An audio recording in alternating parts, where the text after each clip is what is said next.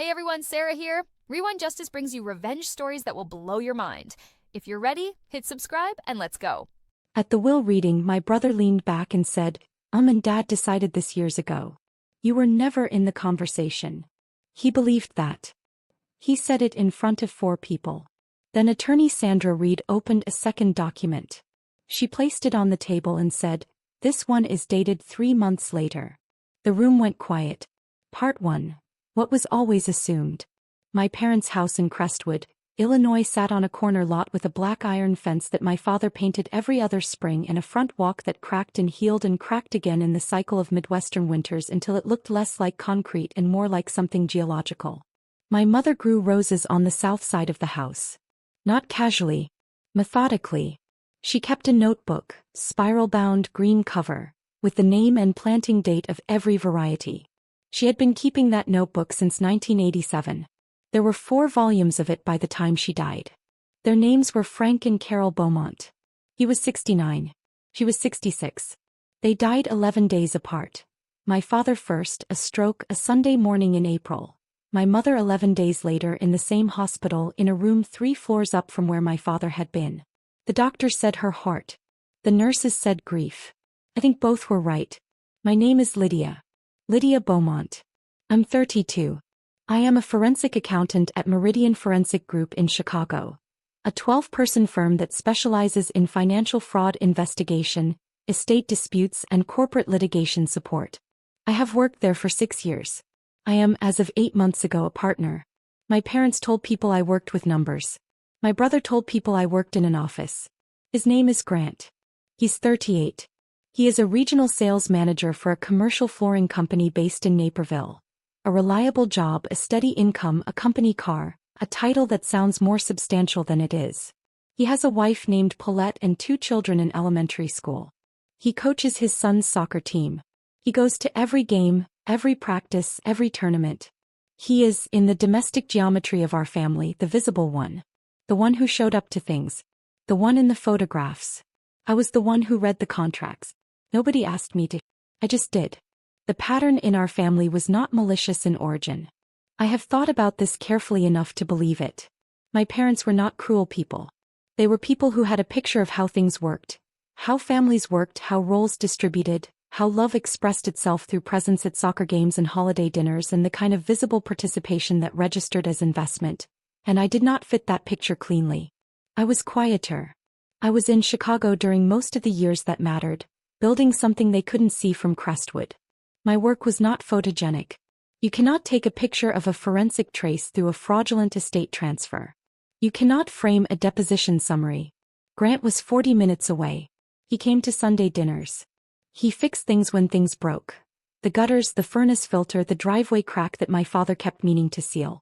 He was physically present in ways I could not be and was not. And so the assumption calcified. Over years. Over Sunday dinners I drove in for when I could and missed when I couldn't. Over Christmas tables where my father asked Grant about the flooring business with genuine interest and asked me about my work with the particular politeness of someone trying to be encouraging about something they don't understand. Over moments where I caught my mother looking at me with something in her expression I could never quite name. Not disappointment, not exactly, but the residue of an expectation I had never agreed to meet. Grant keeps us on our feet, my father said once. A joke. He meant it warmly. I smiled. I kept the observation somewhere quiet inside me. The financial situation, the real one, not the assumed one, began to become visible to me about 3 years before my parents died. Not because they told me. As I read the documents, my parents had asked me about 4 years prior to review some paperwork connected to a property refinancing. Routine, they said. Just making sure the numbers look right. They trusted me with it because they knew what I did for a living even if they couldn't describe it precisely. I reviewed the documents. The numbers did not look right.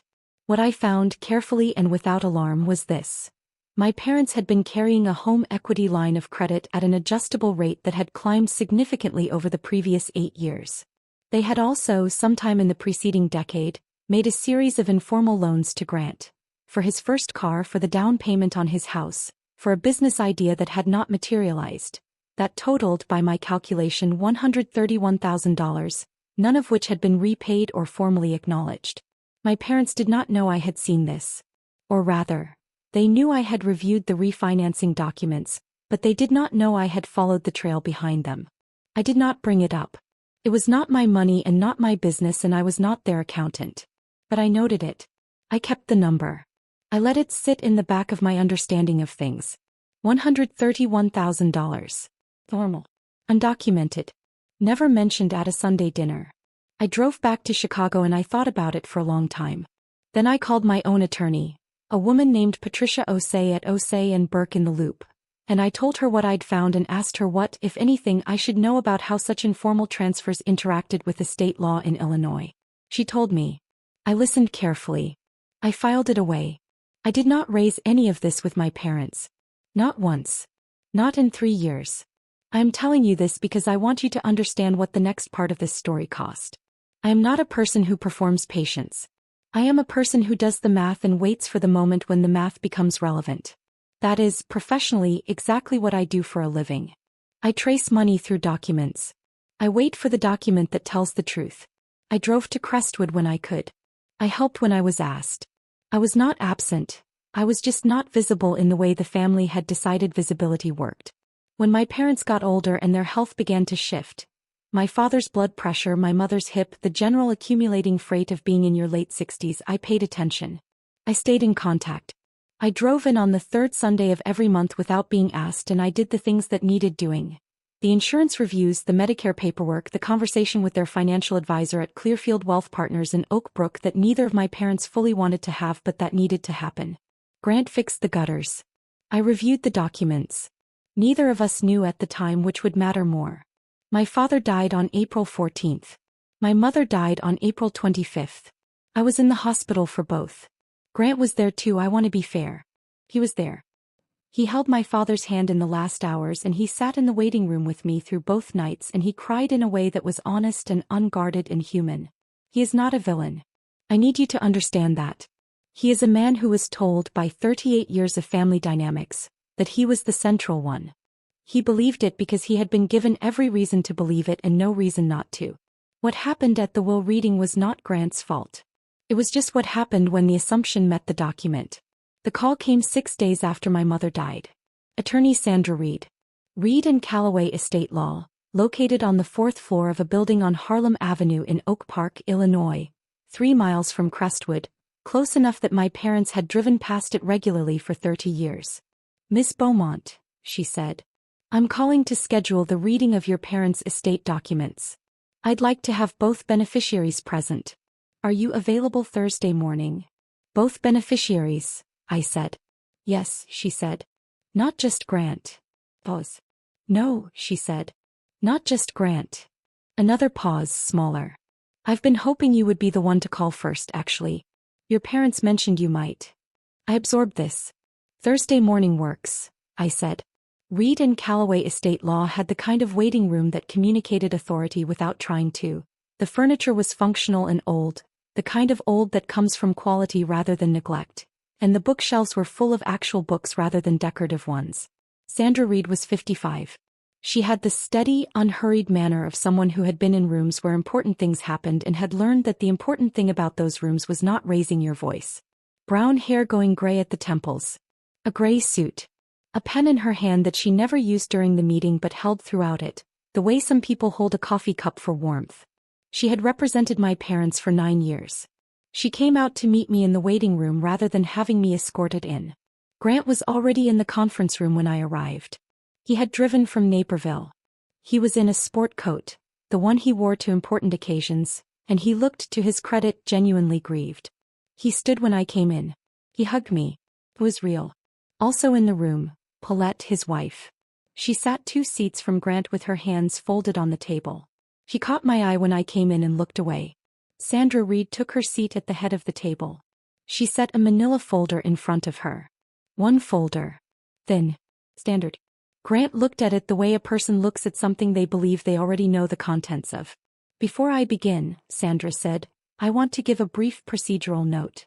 Your parents executed 2 documents with my office. The first in March of 4 years ago. The second, she paused, reached into the briefcase beside her chair, and produced a second folder thicker and set it on the table alongside the first, 3 months after the first. Grant looked at the second folder. "What's that?" he said. "The governing document," Sandra said. "We'll come to it." She opened the first folder. The first will was what Grant expected. I watched his face as she read it. He was trying not to show anything. He had, I think, some instinct that visible confidence was bad manners in this room, but he couldn't entirely suppress it. The slight settling of his shoulders. The way he exhaled almost imperceptibly when Sandra read the opening bequests. The first will left the house to Grant. It left the primary savings account, $47,000 at Midwest Community Bank, to Grant.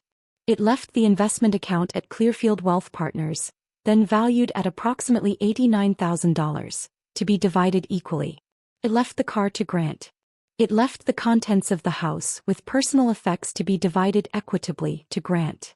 It was, in all material respects, the will of people who had assumed Grant was the central one. It was dated March 14th. 4 years ago. Sandra set it down. She opened the second folder.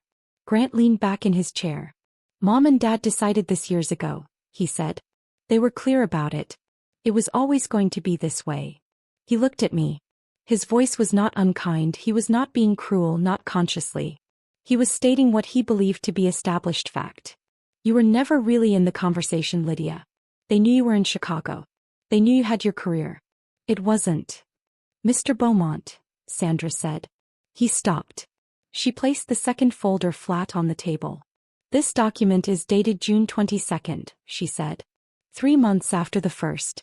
It was executed here in this office by both your parents jointly, in the presence of 2 witnesses and a notary. It supersedes the March document in its entirety." Grant looked at the folder. "What does it say?" he said. Sandra Reed picked up the document. She began to read.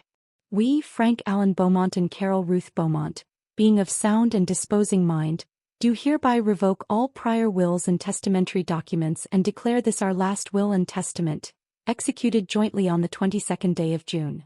Sandra paused to adjust her glasses. "In the months since our first will was prepared, we have had occasion to understand our circumstances more completely. Our daughter Lydia undertook, at our request, a review of our financial documents in the spring of this year. In doing so, she identified obligations and exposures we had not fully reckoned with. She did not alarm us. She did not leverage what she found. She simply showed us what was true and helped us make decisions with clear information. We understood, in those conversations, that we had spent many years measuring contribution in ways that did not capture what Lydia was contributing. We had measured presence. We had measured visibility. We had not measured the work that kept us from making decisions that would have harmed us. We are making this correction now." The room was very quiet. Paulette had stopped looking at the table. She was looking at Grant. Grant was looking at the folder. Sandra continued. "To our son Grant Franklin Beaumont, we leave the following. The 2017 Honda Accord currently registered in Frank Beaumont's name. The contents of the workshop in the garage including all tools, equipment and materials. The sum of $22,000 from the primary savings account at Midwest Community Bank, being the approximate balance of that account after the outstanding informal loans described in Schedule A are reconciled. We say this with love. Grant, the loans were real. We should have said so sooner. The reconciliation is not a punishment. It is simply the truth made visible. We love you. We are proud of you. This is not about what you are worth. It is about what is accurate." Grant's jaw had tightened. He said nothing. Sandra kept reading. "To our daughter Lydia Carol Beaumont we leave the following. The property and residence at 4418 Garfield Place, Crestwood, Illinois 60418, including all structures. The rose garden my mother planted and Carol has tended for 31 years, and all contents not otherwise specified. The investment account at Clearfield Wealth Partners, Oak Brook, Illinois, currently valued at $174,960, to be transferred to Lydia in full. The balance of the savings account at Midwest Community Bank after the Schedule A reconciliation, currently estimated at $25,000. We leave these things to Lydia because she read the documents. Because when she found what she found, she did not use it as a weapon. She used it as a tool, To protect us, to inform us, to help us see our own situation clearly. That is what she has always done, and we did not always know how to name it. He was always in the conversation. We simply were not always speaking her language. Sandra set the document down. The room was completely silent. Outside on Harlem Avenue in Oak Park, traffic moved in both directions. A truck. A city bus. The ordinary infrastructure of a Thursday morning continuing without reference to what had just happened on the fourth floor of this building. Grant stood up. He didn't say anything for a moment. He pushed back his chair and he stood and he put both hands flat on the table and he looked at the second folder. "I want to contest this," he said. His voice was controlled. Flat. "I want to speak with my own attorney." "You're welcome to do that," Sandra said. "Schedule A is part of the record. The loan documentation your parents assembled with my help is comprehensive. If you'd like copies, I have them prepared." She produced a third folder from her briefcase and set it on the table with the same unhurried precision she had used for everything else. The $131,000 figure is itemized by date and purpose. Your parents were thorough. Grant looked at the folder. He did not open it. He looked at me. I had not said a word since we sat down. I did not say one now. There was nothing to say that the document had not already said. He picked up his jacket from the back of the chair. "Paulette," he said. Paulette stood. She looked at me before she moved. A long look, complicated, carrying things I couldn't fully read. Then she followed Grant to the door. He stopped in the doorway. His back was to me. "Did you know," he said, "when you reviewed the documents 4 years ago? Did you already know what this was going to become?" I thought about this honestly before I answered. "No," I said. "I knew what the documents said. I didn't know what Mom and Dad would decide to do with that." Pause. "But you told them." "I showed them what was true," I said. "That's all I did." He stood there for another moment. Then he left. The door closed. I sat in the conference room with Sandra Reed for another 20 minutes after Grant left. She walked me through the administrative steps.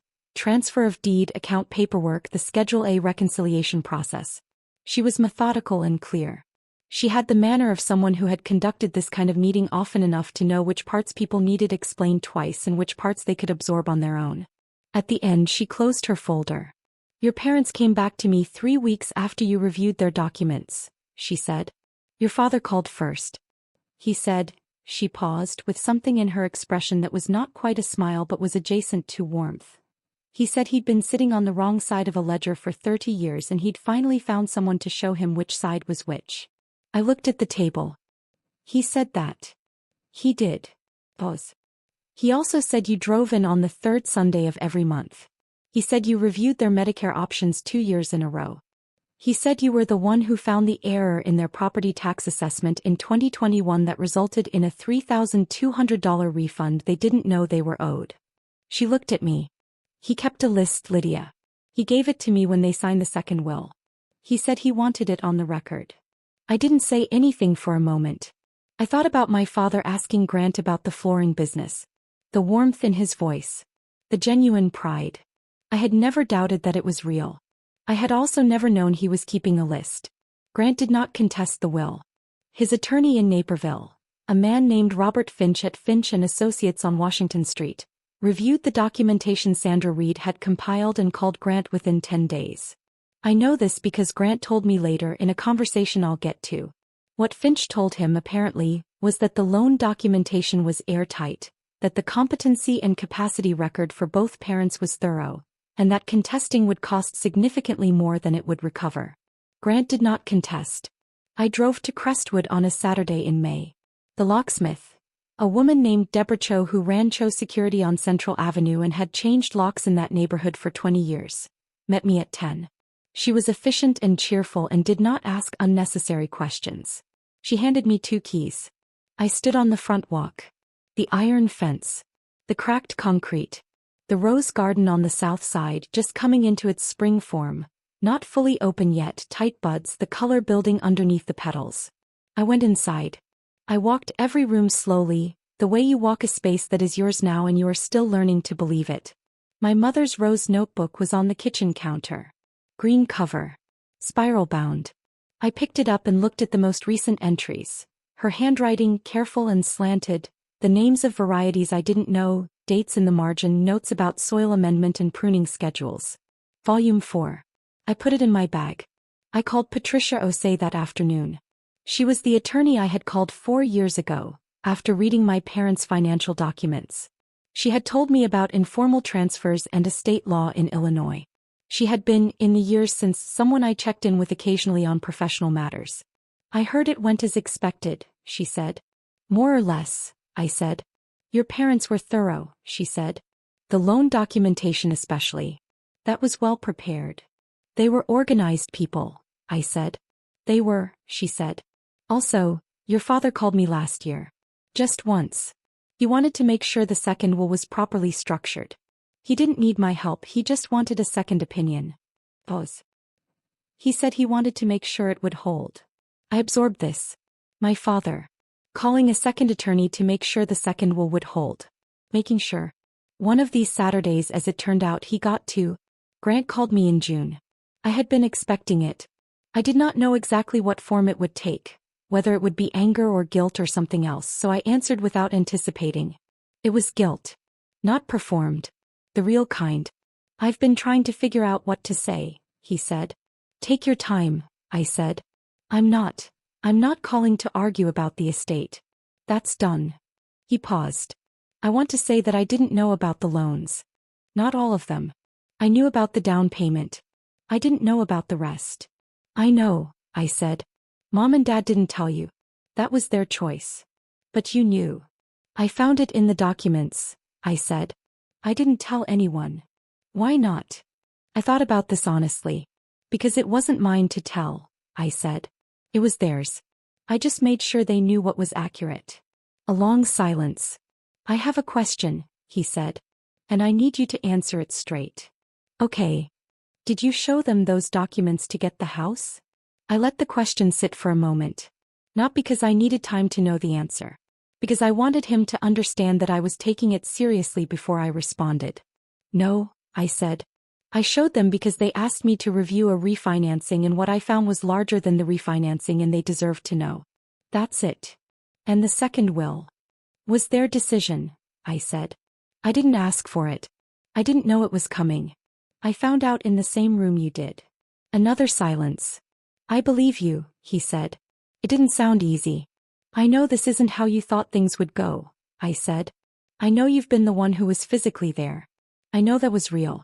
I'm not dismissing it. But being present has more than one shape, I said.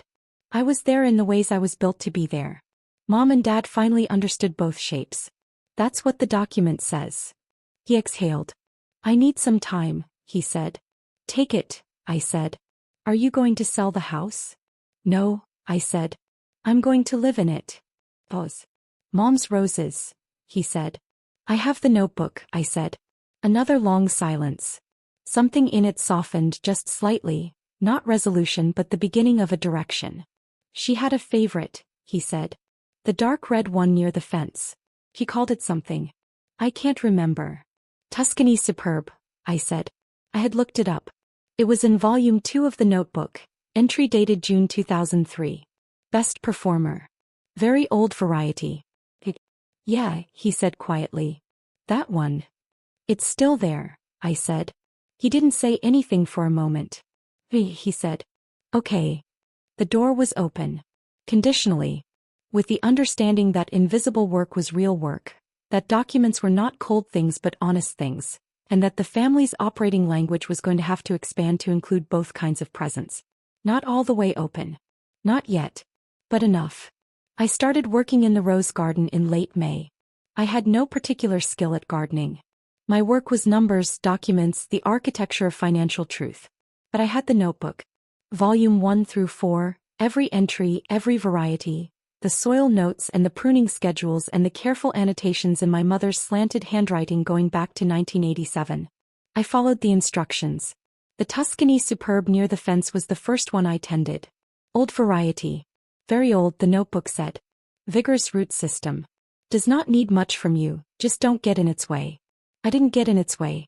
By July it was in full bloom. Dark red, almost burgundy, clusters of it pressing outward from the canes in the particular exuberant abundance of a plant that has been in the same ground for 30 years and knows exactly what it is. I stood at the fence on a Sunday evening and looked at it. My mother had planted it in June 2003. She had written, "Keep." I kept it. My name is Lydia Beaumont. I am 32 years old. I am a forensic accountant and a partner at Meridian Forensic Group in Chicago. I live in Crestwood, Illinois, in a house with a black iron fence and a front walk that cracks every winter and a rose garden on the south side that has been tended for 31 years by someone who kept meticulous records of everything she loved. I drive to Chicago on Monday mornings. I drive back on Friday evenings.